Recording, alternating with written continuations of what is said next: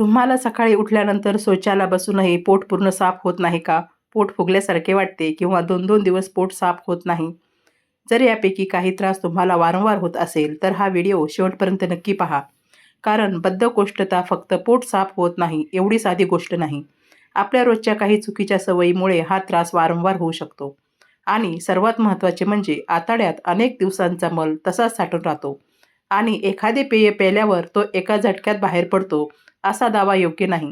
बद्धकोष्ठतेवर परिणाम करण्यासाठी आहार, पाणी, हालचाल, टॉयलेटच्या सवयी सुधारण्याला महत्त्व आहे. सुरुवातीला 1 नंबरवर बघूयात बद्धकोष्ठता म्हणजे नेमके काय?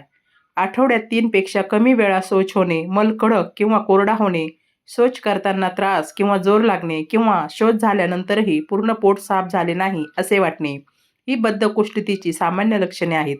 प्रत्येक व्यक्तीची शौचाची नेहमीची पद्धत वेगळी असू शकते. त्यामुळे फक्त दररोज शौच झाले नाही म्हणून प्रत्येक वेळी बद्धकोष्ठता आहे असे म्हणता येत नाही. पोट साफ न होणे यामागे काही चुकीच्या सवयी आहेत. त्यातील काही चुकीच्या सवयी बघूयात. पहिली चुकीची सवय पाणी कमी पिणे. दिवसभर पाणी कमी प्यायल्यामुळे शरीरात द्रव कमी पडू शकतो आणि मल अधिक कडक होण्यास मदत होऊ शकते. म्हणून दिवसभर पुरेसे पाणी आणि इतर द्रव पदार्थ घेणे महत्त्वाचे आहे. विशेषतः आहारातील फायबर वाढवत असाल तर पुरेसे द्रव घेणे आणखीन महत्त्वाचे आहे. पण किती लिटर पाणी प्यायचे हे प्रत्येकासाठी सारखे नसते. वय, आरोग्य, शारीरिक हालचाल आणि हवामान यानुसार गरज बदलू शकते. 3. दुसरी चुकीची सवय आहारात फायबर कमी असणे. आपल्या आहारात फळे, भाज्या, कडधान्य, ओट्स, संपूर्ण धान्य आणि इतर फायबरयुक्त पदार्थ कमी असतील तर बद्धकोष्ठतेचा त्रास होऊ शकतो. म्हणून ताटात रोज भाजी, फळे, कडधान्य आणि संपूर्ण धान्याचा समावेश करण्याचा प्रयत्न करा. पण फायबर अचानक खूप वाढवू नका, हळूहळू वाढवा. कारण अचानक जास्त फायबर घेतल्यास काही लोकांना पोट फुगणे किंवा गॅस होऊ शकतो. 4. तिसरी चुकीची सवय दिवसभर बसून राहणे. आजकाल कामामुळे किंवा मोबाईलमुळे अनेक तास बसून राहण्याची सवय झाली आहे. शारीरिक हालचाल कमी असणे हे देखील बद्धकोष्ठतेचे एक कारण ठरू शकते. म्हणून आपल्या क्षमतेनुसार रोज चालणे, घरातील कामे करणे किंवा हलकी शारीरिक हालचाल ठेवणे फायदेशीर ठरू शकते. 5. चौथी चुकीची सवय शौचाची इच्छा दाबणे. शौचाची इच्छा झाली तरी नंतर जाईन असे म्हणत ती वारंवार दाबण्याची सवय असेल तर ती बदलणे महत्त्वाचे आहे. शौचाची इच्छा झाल्यावर शक्य तितक्या लवकर टॉयलेटला जाण्याचा प्रयत्न करा. 6. पाचवी चुकीची सवय टॉयलेटमध्ये घाई करणे. टॉयलेटला गेल्यावर घाईघाईने उठणे किंवा पुरेसा वेळ न देणेही उपयोगी नाही. दररोज साधारण एकाच वेळेला टॉयलेटला जाण्याची सवय लावणे काही लोकांना मदत करू शकते.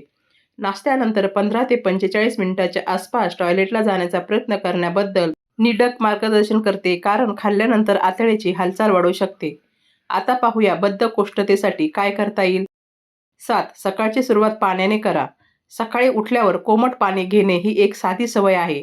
मात्र हे एखादे जादुई पेय नाही आणि यामुळे अनेक दिवसापासून आतड्यात साठलेला मल एका झटक्यात बाहेर पडतो असे सांगणेही योग्य नाही.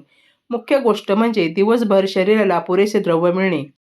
8. फायबरयुक्त पदार्थ आहारात वाढवा. बद्धकोष्ठतेमध्ये फायबर महत्त्वाचे आहे. ओट्स, संपूर्ण गहू, डाळी, हरभरा, कडधान्य, भाज्या, फळे आणि बदामासारखे पदार्थ हे फायबरचे स्रोत आहे.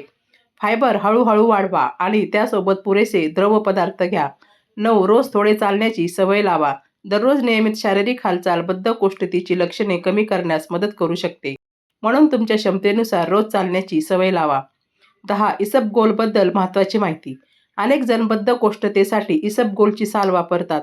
हा फायबरयुक्त पदार्थ आहे. फायबर मलामध्ये पाणी धरून ठेवण्यास मदत करते आणि त्यामुळे मल मऊ होऊन बाहेर पडणे सोपे होऊ शकते. पण इसबगोल घेताना पुरेसे द्रव पदार्थ घेणे महत्त्वाचे आहे आणि याचा परिणाम लगेचच होईल असे नाही. काही लोकांमध्ये परिणाम दिसायला काही दिवस लागू शकतात. 11. कोणत्या गोष्टी कमी कराव्यात? फायबर खूप कमी असलेले आणि अतिप्रक्रिया केलेले पदार्थ वारंवार खाण्याची सवय असल्यास ती कमी करणे उपयोगी ठरू शकते. चिप्स, फास्ट फूड आणि काही प्रक्रिया केलेले पदार्थ यामध्ये फायबर कमी असू शकते.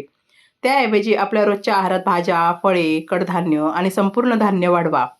12. काही औषधामुळेही बद्धकोष्ठता होऊ शकते. बद्धकोष्ठता नेहमीच चुकीच्या आहारामुळे होते असे नाही. काही औषधे आणि सप्लिमेंट्समुळेही बद्धकोष्ठता होऊ शकते. उदाहरणार्थ काही अँटॅसिड्स, आयर्न सप्लिमेंट्स, कॅल्शियम सप्लिमेंट्स आणि काही इतर औषधांचा हा दुष्परिणाम असू शकतो.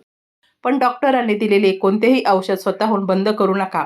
औषधामुळे बद्धकोष्ठता होत असल्याची शंका असेल तर डॉक्टरांशी बोला. 13. ही लक्षणे असतील तर घरगुती उपायावर थांबू नका. बद्धकोष्ठतेसोबत शौचासोबत रक्त येणे, सतत पोटदुखी, उलट्या, ताप, गॅसही पास न होणे, कारण नसताना वजन कमी होणे किंवा शौचाच्या सवयीमध्ये अचानक बदल होणे अशी लक्षणे असतील तर डॉक्टरांचा सल्ला घ्या. तसंच बद्धकोष्ठता वारंवार होत असेल किंवा घरच्या उपायांनी सुधारत नसेल तरी डॉक्टर किंवा फार्मासिस्टचा सल्ला घेणे योग्य आहे. तर मित्रांनो, बद्धकोष्ठतेपासून आराम मिळवण्यासाठी फक्त एका घरगुती उपायावर अवलंबून राहण्यापेक्षा आपल्या रोजच्या सवयी बदलणे अधिक महत्त्वाचे आहे. पुरेसे पाणी, हळूहळू वाढवलेले फायबर, नियमित हालचाल, शौचाची इच्छा न दाबणे आणि नियमित टॉयलेट रुटीन या साध्या सवयीकडे लक्ष द्या. आणि लक्षात ठेवा, आतड्यात अनेक दिवसांचा मल साठून राहतो आणि एखादे पेय घेतल्यावर तो एका झटक्यात बाहेर पडतो, हा गैरसमज आहे. तुम्हाला बद्धकोष्ठतेचा त्रास वारंवार होत असेल तर त्यामागचे कारण शोधणे जास्त महत्त्वाचे आहे. व्हिडिओ आवडला असेल तर लाईक करा. तुमच्या कुटुंबातील ज्यांना बद्धकोष्ठतेचा त्रास होतो त्यांच्यासोबत हा व्हिडिओ शेअर करा. आणि अशाच आरोग्यविषयक माहितीसाठी विद्यास हेल्थ अँड टिप्स चॅनलला सबस्क्राईब करा. आणि कमेंटमध्ये नक्की सांगा तुम्हाला बद्धकोष्ठतेचा त्रास किती दिवसापासून आहे. धन्यवाद.